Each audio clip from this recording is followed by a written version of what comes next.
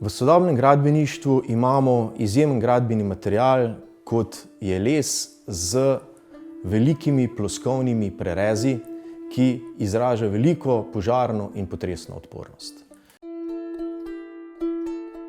Les je sigurno fantastičen material. Če ga razrežemo, razsekamo na majhne elemente, je gorljiv material. Piroliza zelo hitro steče in dejansko imamo energent.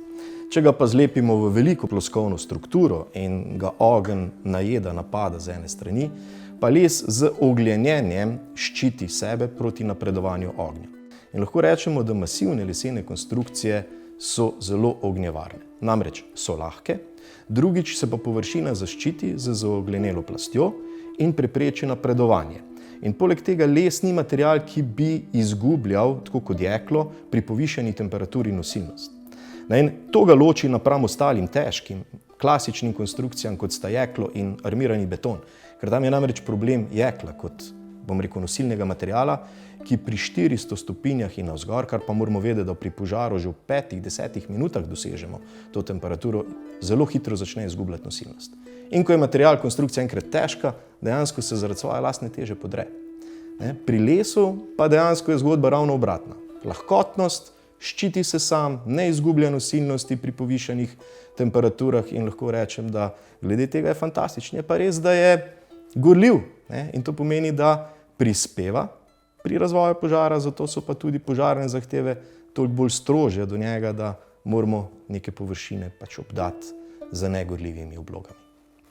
V sodobnem gradbeništvu imamo izjemen gradbeni material, kot je les z velikimi ploskovnimi prerezi, ki izraža veliko požarno in potresno odpornost. In ravno ta tehnologija ploskovnosti lesenih masivnih elementov je pripeljala do tega, da imamo trenutno najsodobnejši gradbeni material, ki izpolnjuje in trajnostne in okoljske vidike, poleg tega pa sam sebe ščiti in pri razvoju požara in zaradi lahkotnosti tega sistema ne ogroža sam sebe pri razvoju požara in s tem porušitve, kar imajo klasični objekti. Hkrati pa imamo zaradi te lahkotnosti konstrukcije izjemno možnost, da prevzamemo potresne sile, ki se zgodijo na določeni lokaciji. In še več, s to tehnologijo gradnje po svetu so se začeli snovati že tudi drugi izjemni vidiki, kot je uporaba tega materiala pri ameriški vojski in celo Japonci, da bi lahko naredili varne celice pri cunamijih.